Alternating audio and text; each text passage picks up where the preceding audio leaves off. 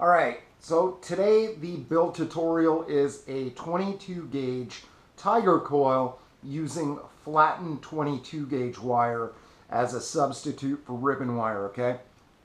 I'm even vaping 5 ponds, I'm like Phil Basardo or something right now.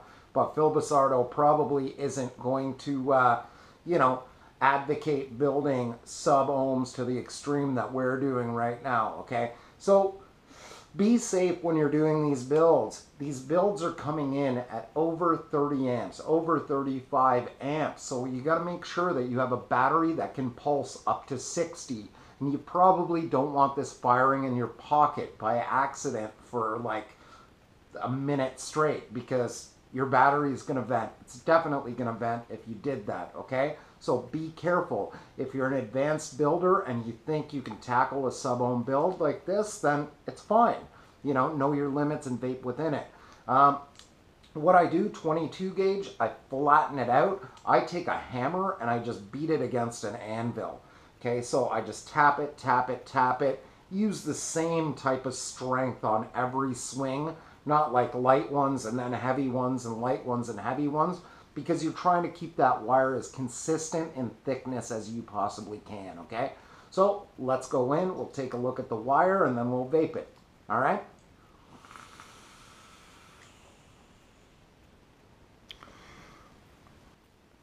All right, so the coil that we're going to be building is going to be using flattened 22 gauge and a piece of 22 gauge twisted up into a Tiger coil. So what the flattened 22 gauge looks like is this, okay? It's thin like ribbon wire. It's not quite as thin. All I do with this is I take a hammer and I beat it against an anvil just to kind of get it flat. It's not perfect. Sometimes when I strike it, it kind of hits on an angle slightly, but for the most part, it is pretty even, okay? It's not like super thin and super thick in places. It's pretty consistent all the way throughout, all right? Then I twist it together with a piece of 22 gauge into a Tiger coil, and this is what it looks like, all right? It's really nice, really thick. I've tried twisting 22 gauge together, and it gets really hot. This helps to keep it a little bit cooler, okay?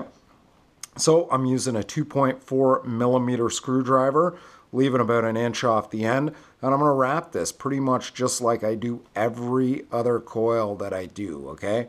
Hopefully it's not getting monotonous at this point. So I'm going to go for 4 wraps like I usually do. There's my third one. There's my 4th one. Bam! We got 4 wraps, all right? All right, so next thing you want to do is take that coil that we just made and put it through your post holes. I'm using a Patriot clone on a Copper Nemesis. I guess it could be on top of any mod for that purpose, or with any atty. This one's just really nice to use. The post holes in this are pretty big right out of the gate, so you can put a lot of thick wire through this. I don't think I've drilled the holes out on this or anything, so it just goes together fairly nice. You probably still need to tug on it a little bit. Oh, going too far. That's pretty easy. I can back that up. I like to put it on a bit of an angle just to get it to where I want, and then it goes in there pretty easy, and then I can kind of maneuver it into place once I got my post, my center post all tightened down. Okay, center post is down. Now, instead of having it on this huge angle, I can just kind of give that a little twist, get it to where I want it to be. Now I'm going to push this towards the center a little bit, because that's where I'm going to want it, is right about there. Well, the screwdriver broke. It's okay, it's happened a bunch of times. I have another set of screwdrivers, but they're awful. Like, they're awful to use, so I just keep going back to my old faithful one. I did a video a little while back with the other ones, and it was just a nightmare to build with, so maybe I should buy another set of these $4 screwdrivers. Okay, I'm just going to push that post up a bit. Bam, we are in place. Okay, I'm going to put this on the resistance checker, the ohm checker, and see where we're at, all right? All right, I got it on the ohm checker here. Let's see what we're coming in at. So the resistance is coming in at 0.16. That's good. I have a feeling this is going to come in around 0.06 to 0.09, somewhere in that ballpark.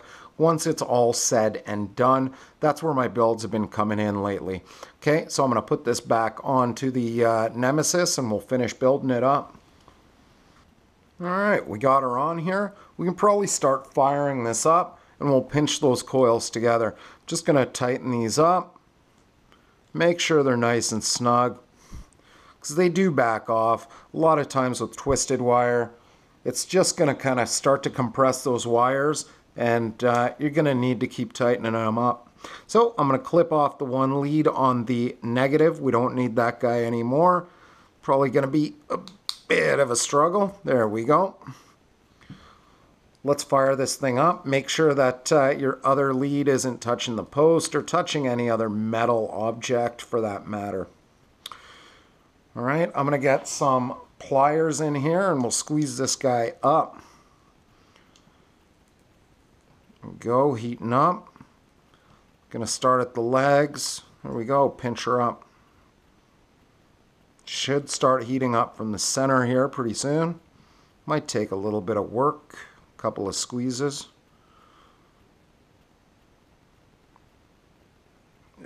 Okay, and again. It's just a messy looking coil though. It's pretty gnarly looking. Like just the way the wire is twisted.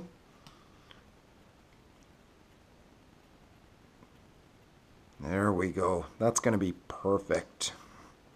Let's hit that up. Oh yeah, beautiful. Okay, now we can wrap our other side. Just going to let this cool down for a minute. I won't make you wait. Right, that should be cooled off enough. Lock this switch back up. We can start wrapping the other side. The screwdriver is a little mashed, so I'm going to push on it and try and keep it in there. Hopefully it stays. I'm just going to pull this leg over to the left a bit, because that's where I want to start.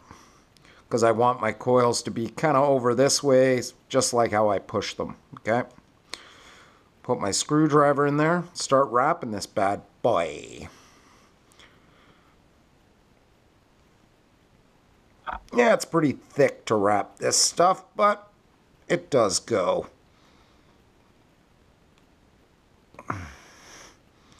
Probably going to use my pliers just to kind of pull those a little tighter than they are. I usually like to pull from this side or up a little bit.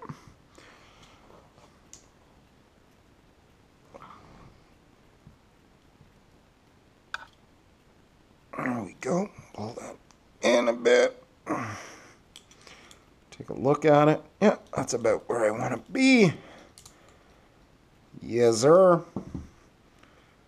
Put a bit of a kink in there. That's okay.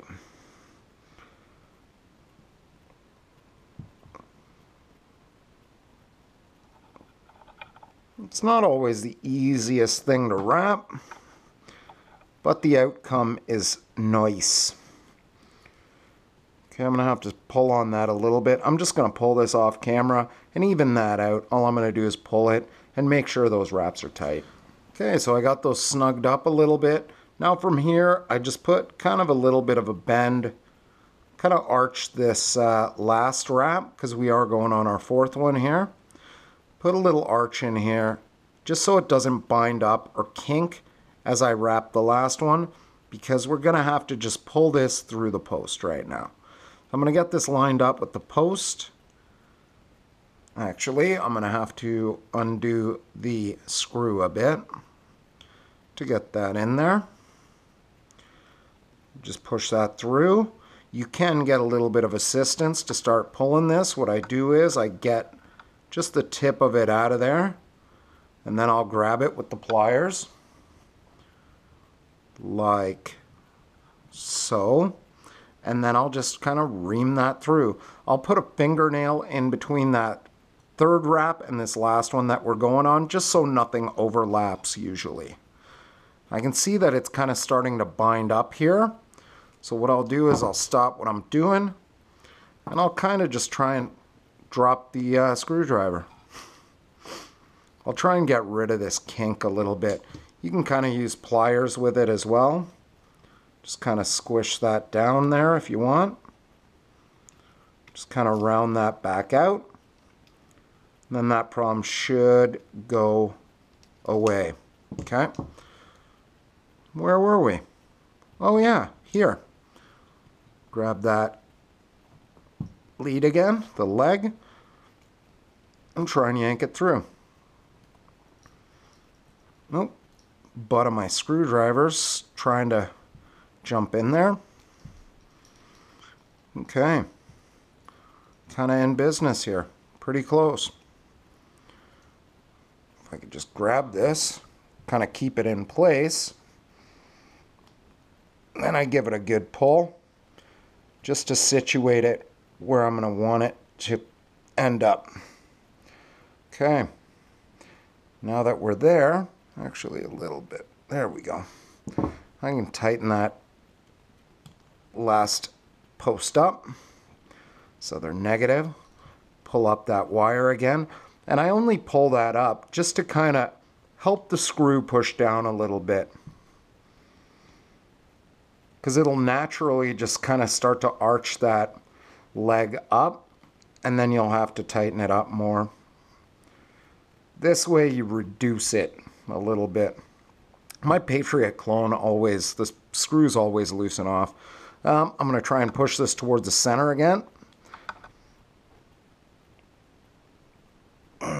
Man, this wire is stiff. All right. I'm going to put this, take this off, and I'm going to put it on the resistance checker again, and we'll take a look at the resistance. Then we'll fire this up again and even her out. Okay, so the last one was coming in at 0.16. I'm thinking it's going to come in on my ohm checker at about 0.06 to 0.09. That's where it reads. So let's see what happens. Okay, it's reading 0.09. Once we heat this up and pinch those coils together, though, it might drop down to the 0.06. If you're looking at the description or the title of this video, it's probably going to say it in it. All right, let's put it back on and we'll fire it up. All right, so got this on here. We can cut that lead off here. We don't need this guy anymore. There she blows.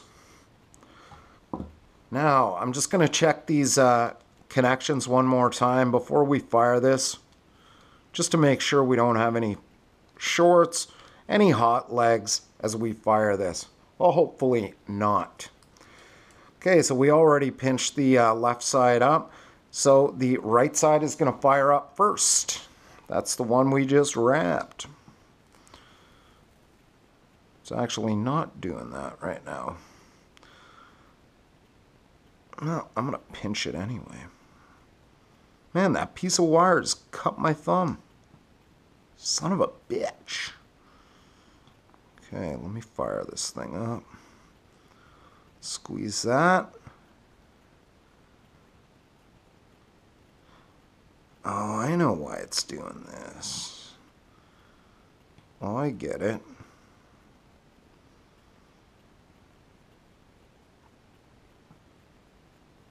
Look at that. That's nice.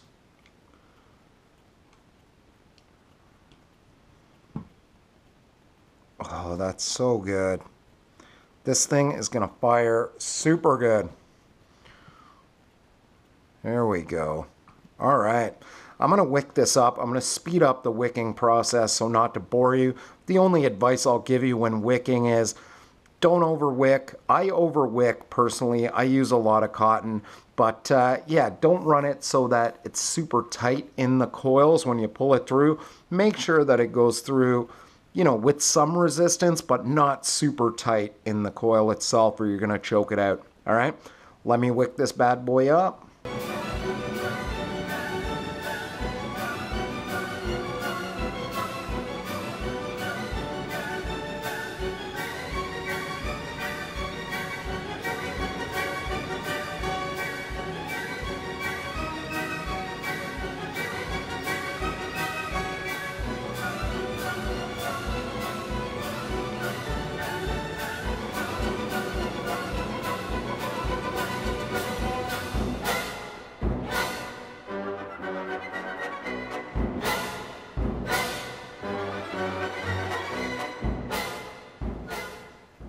All right, I just juiced this up on the video too. Okay, I had a couple of vapes. That's why I got to juice this up again. I'm vaping 5 Ponds Gambit. I got this from Dash Vapes. My homeboys out in Richmond Hill. Big ups to you guys. It is just a 50/50 e-liquid, so it's not going to produce the clouds that, you know, 100% VG would, but the flavor on it's pretty phenomenal. This build, I've done 22 gauge Tiger coils and they're good. The flavor is very nice, but I've wanted to take it up a little bit. So I tried twisting 20 gauge Tigers and I just don't like them as much as I do this, okay? So that's why I went with this build. I find it's really nice. Gives you a fairly subtle but not super hot vape. I've twisted 22 gauge wire together and it is a good, powerful cloud busting vape, but it's really warm. So this is kind of a nice in-between. Vaping this on a Stingray clone, Copper Stingray clone. It's a cheapy one, like a $45 clone. Patriot clone with a copper top cap. It works awesome. Set up for like $60. Boom. 30 amp eFest, 35 amp eFest in here. Its pulse is high enough that it can handle the amp drain on this build. Let's have a pull off of it.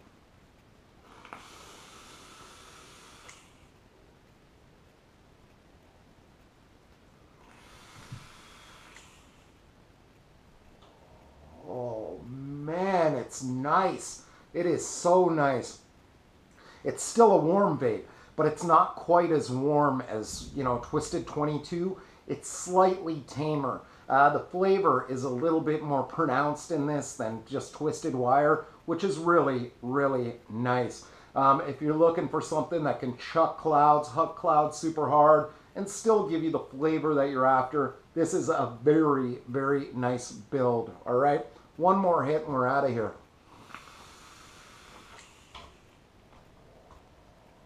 Oh man, it's good. All right, guys, if you like the videos, like, comment, and subscribe. I got more tutorials. I think I'm going to do a Stingray clone review for you because it hits awesome. Voltage drop is very, very slim on this one. Like I always say, guys, butt out, vape up, and breathe easy. Know your limits and vape within it, and you are going to have yourself a stellar day, my YouTube friends.